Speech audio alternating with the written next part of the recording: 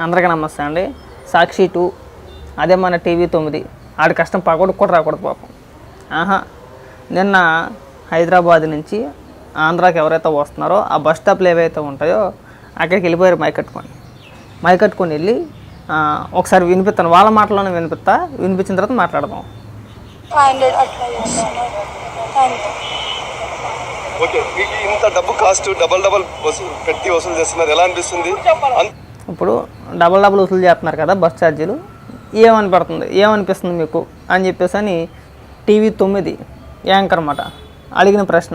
దానికి సమాధానం ఒక మహిళ చెప్తుంది, ఒకసారి వినండి.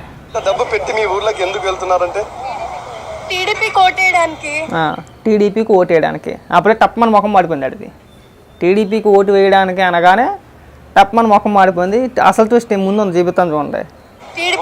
ఓకే కాదమ్మా, ఈసారి ఇంత డబల్ ఛార్జీలు వసూలు చేస్తున్నారు కదా, దీనికి మీకు ఫీల్ కావటం లేదా?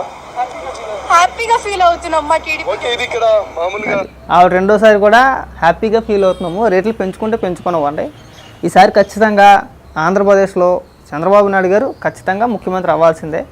సో మేము టీడీపీకి ఓటు వేయడానికి వెళ్తున్నాం అనగానే ఇంక ముఖం మాడిపోయి, ఓకే ఇక్కడ పరిస్థితి అంతా మనకు అనుకూలంగా లేదు, ఇక్కడ ఎవరిని అడిగినా కానీ టీడీపీ కోటేస్తానంటున్నారు, లేదంటే కూటమి కోటేస్తానంటున్నారు, పవన్ కళ్యాణ్ గారిని గెలిపిద్దాం అంటున్నారు, చంద్రబాబు నాయుడు గారిని ముఖ్యమంత్రిని చేద్దాం అనుకుంటున్నారు. సో ఇక్కడ మనకేం పనికొచ్చే వ్యాపారాలు ఏమి లేవు. ఇక్కడ మనకి రావాల్సిన ఏదైతే వీడియో బయట ఉందో అది మనకి ఇక్కడ దొరకదు మనకి. సో ఇక్కడి నుంచి ప్యాకప్ చెప్పియాలా, ఇక్కడి నుంచి బయలుదేరడం మంచిదని చెప్పేసి అని దుకాణం సర్దేశాడు. సాక్షి కన్నా ఘోరంగా ఎడుతున్నాడు, అది ఆడి బతుకు. మీరు ఎన్ని డ్రామాలు వేసినా మీ సినిమా అయిపోయింది, బాగా గుర్తుపెట్టుకోండి. మూటమూలు సర్దుకోవడం మీరంతా కూడా.